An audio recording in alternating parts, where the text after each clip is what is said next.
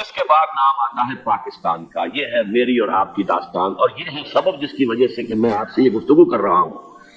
اصل میں تو کس لیے؟ محض ایک علمی استفادہ، محض اپنی بعض آراء کو ظاہر کرنے کا شوق نہیں، بلکہ یہ کہ اپنی ذمہ داری ہم پہچانے کہ ہم کس مقام پر کھڑے ہیں.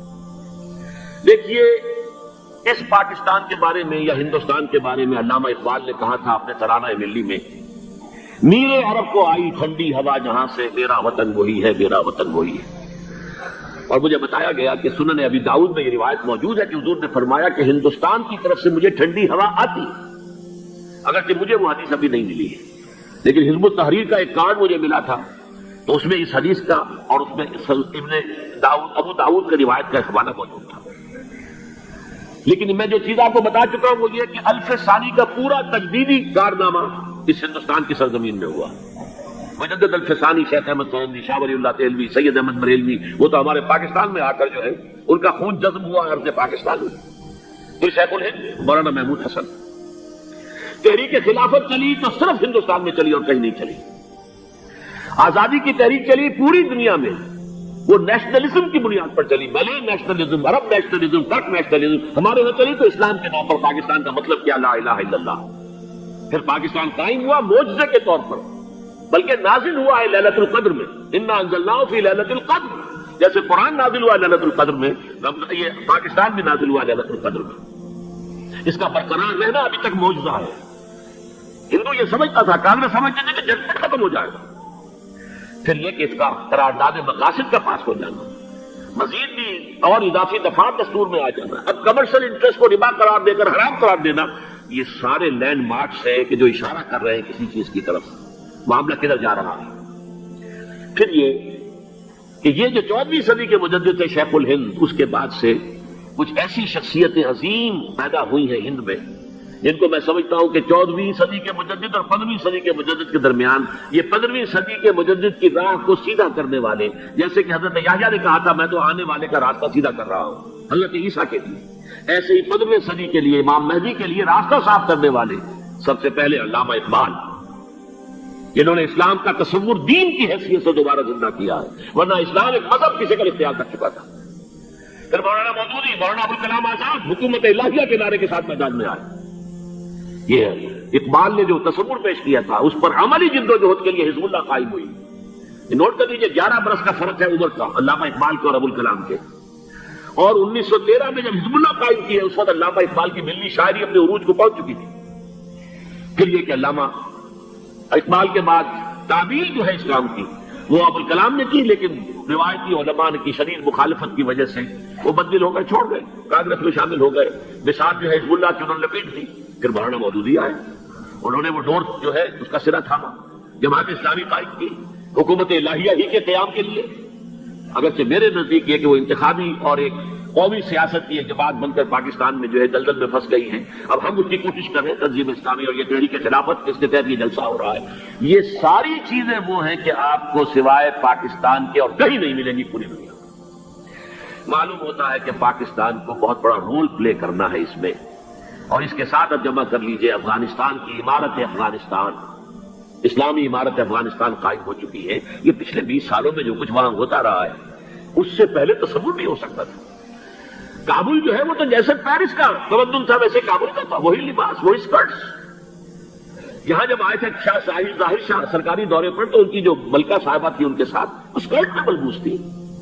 کابل جو ہے وہ بالکل ایک پیرس کی طرح کا شہر تھا. آج کابل جو ہے جا کر دیکھیے، علامہ اقبال کے فرزند بھی دیکھ کر آئے ہیں تو اگرچہ وہ خود میں سمجھتا ہوں کہ خاصے انہیں آپ لبرل کہیں، آزاد خیال کہیں، لیکن اس درجے متاثر ہو کر آئے تھے کہ انہوں نے یہ کہا افغانستان میں جو میں نے حالات دیکھے ہیں کہ اگر 2-4 اور مسلمان ملکوں کے اندر یہ نظام قائم ہو جائے تو پوری دنیا مسلمان ہو جائے گی. یہ سب کچھ کیسے ہو رہا ہے؟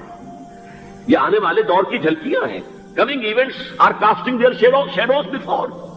یہ سب بتا رہے ہیں کہ پاکستان افغانستان کو مل کر اس میں کوئی عظیم رول پلے کرنا. اور اس کے ضمن میں اب میں علامہ اقبال کے بارے میں آخری بات کہہ رہا ہوں. علامہ اقبال کے بارے میں عام یہ خیال ہے، انہوں نے اپنے خطبات میں مہدی کا اور نزول مسیح کا، حالانکہ میں کل پڑھ رہا تھا مولانا سعید احمد اکبر آبادی رحمۃ اللہ علیہ کا ایک مقالہ ان کا کہ علامہ اقبال نے ابن خلدون کے بارے میں یہ کہا ہے کہ مہدی کا اور نزول عیسیٰ کا دونوں کا انہوں نے انکار کیا ہے، حالانکہ ابن خلدون نے نزول عیسیٰ کا انکار نہیں کیا، صرف مہدی کا انکار کیا ہے۔ بہرحال علامہ اقبال نے خود بات میں انکار کیا ہے، لیکن یہ کہ اپنی شاعری کے اندر میں چیلنج کرتا ہوں کسی بڑے سے بڑے اقبال شناس کو، ان کا یہ شعر ذرا سنیے: خضر وقت از خلوت دشت حجاز آید بروں، کارواں زی وادی دور و دراز آید بروں۔ خضر وقت، امام وقت، رہنمائے وقت، قائد وقت، خلوت دشت حجاز، حجاز کی صحرا کی کسی خلوت گزینی سے نکل کر باہر آئیں گے۔ میں حیران ہوتا ہوں علامہ کے اس فکر پر اور اس مصرے پر۔ یہاں انہوں نے شیعہ اور سنی دونوں کے کانسیپٹ جمع کر دیے۔ شیعہ کا کانسیپٹ یہ چھپے ہوئے کسی غار میں وہاں سے برآمد ہو گئے، اور ہمارا کانسیپٹ ہے ام سلمہ رضی اللہ تعالیٰ عنہ کی حدیث سنا کے بس چھپے ہوئے ہوں گے وہ وہاں پر، مدینے سے نکل کر آ کر مکے میں چھپ جائیں گے۔ اس خانہ جنگی کی حالت میں لوگ ان کی طرف دیکھ رہے ہوں گے، سوچتے ہوں گے انہیں میدان میں آنا چاہیے، کوئی پارٹ پلے کرنا چاہیے، امت کی رہنمائی کرنی چاہیے، لیکن وہ چھپیں گے، وہ کارے ہوں گے، وہ اس ذمہ داری کو قبول نہیں کرنا چاہیں گے، جا کے چھپ جائیں گے مکے میں، وہاں سے مکے والے انہیں نکالیں گے، اور وہ کارے ہوں گے، انہیں بالکل یہ پسند نہیں ہوگا کہ یہ ذمہ داری اٹھائیں۔ تو خضر وقت از خلوت دشت حجاز آیت بروں، کارواں زی وادی دور و دراز آیت بروں۔ کارواں جو چلے گا ان کی مدد کے لیے اس وادی دور و دراز، اس زی عظیم وادی دور و دراز، یہ وادی سندھ ہے۔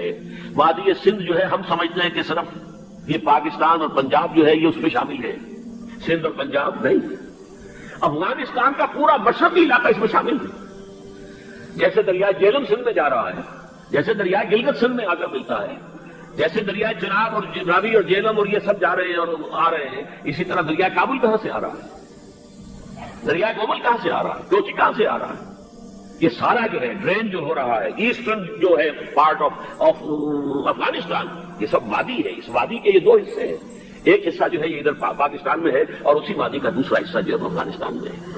کارواں زی وادی دور و دراز آیت بروں، کارواں چلے گا یہاں سے، یخرج الناس من المشرق یؤتون للمہدی یعنی سلطان ہی، مشرق سے فوجیں چلیں گی کہ جو مہدی کی حکومت قائم کرے گی، اور یخرج من خراسان رایات و سود، اور خراسان سے سیاہ پرچم چلیں گے کہ جن کا رخ کوئی موڑ نہیں سکے گا، حتیٰ تنصب بیلیا، یہاں تک کہ وہ جا کر یروشلم کے اندر نصب ہو جائے گی۔ حضرات، میں ایک میری گفتگو کا حصہ باقی تھا لیکن میں اسے چھوڑ رہا ہوں، اس لیے کہ گلوبلائزیشن جو اس کی ہوگی، جو خلافت علی منہاج النبوہ کی تجدید کامل حضرت مہدی کے ہاتھوں عرب میں ہوگی، اس سے پہلے اس کے لیے محنت، کوشش، جد و جہد پاکستان اور افغانستان میں ہو چکی ہوگی جو اسے سپورٹ کرے گی اور وہاں جا کر حکومت قائم کرے گی۔ اس کے بعد گلوبلائزیشن کا جو مرحلہ اس کا ہے وہ حضرت مہدی کے ہاتھوں نہیں ہے، وہ حضرت عیسیٰ ابن مریم ان کے نزول کے بعد ہے، جن کے نزول کے بعد دجال کا خاتمہ ہوگا اور یہودیوں کا استحصال ہوگا، مسلمانوں پر بھی بڑی تکالیف عربوں پر آئیں گی، شدائد آئیں گے، لیکن یہ وہ میں حصہ جو اپنی گفتگو کا آج چھوڑ رہا ہوں اس لیے کہ میں دیکھ رہا ہوں کہ بعض حضرات کا صبر کا پیمانہ اب لبریز ہو رہا ہے، تو میں اس حصے کو پھر ملتوی رکھتا ہوں کسی دوسری محفل اور کسی دوسری مجلس اور نشست پر۔ آخری بات یہ کہہ رہا ہوں، ہم پاکستانیوں کے کرنے کا اصل کام کیا ہے؟ یہ وقتے میں آ پڑی ہے سکون گسترانہ بات۔ پہلی بات یہ کہ ہماری جد و جہد مرکوز ہو جانی چاہیے کہ یہاں خلافت علی منہاج النبوہ کا نظام قائم کرنے کی جد و جہد کرو۔ اس کے دو راستے ہیں، ایک سہل راستہ ہے، اللہ تعالیٰ جس کے لیے بھی اس کو سہل کر دے، اگر بظاہر تو بڑا مشکل ہے، نظر آتا ہے کہ لوگ اسے قبول نہیں کریں گے، کر لیں تو پھر بہت آسان راستہ ہے۔ تمام دینی جماعتیں پاور پالیٹکس سے، الیکشن کی سیاست سے وتھڈرا کریں اور اپنی تمام توانائیاں متحد ہو کر محفوظ کر دیں۔ نمبر ایک یہ کہ پاکستان کے دستور میں جس قدر اسلامی نفاذ آ چکی ہیں ان کو جو غیر مؤثر کرنے والے چور دروازے ہیں وہ بند کروائے جائیں، جس کے لیے آپ کو یاد ہوگا میں نے مہم چلائی تھی نواز شریف صاحب کے دور حکومت میں کہ یہ ترامیم آپ مزید کر دیجیے کہ یہ جو چور دروازے ہیں جس کی وجہ سے قرارداد مقاصد ہو، دفعہ 227 ہو، یہ سب کے سب، اور یہ جو کورٹ ہے یہ سب غیر مؤثر پڑے ہوئے، اسلامک آئیڈیالوجی غیر مؤثر پڑی ہوئی، بہت ساری چیزیں موجود، پورا اسلام موجود ہے لیکن غیر مؤثر ہے، چور دروازے بند کر دو خدا کے لیے تاکہ یہ اس موقع ہو جائے بڑی آسانی کے ساتھ، بہت کی عمدگی کے ساتھ، بغیر کسی خون خرابے کے اسلامائزیشن آف لا اور اس کے شروع ہو جائے۔ اور نمبر 2 یہ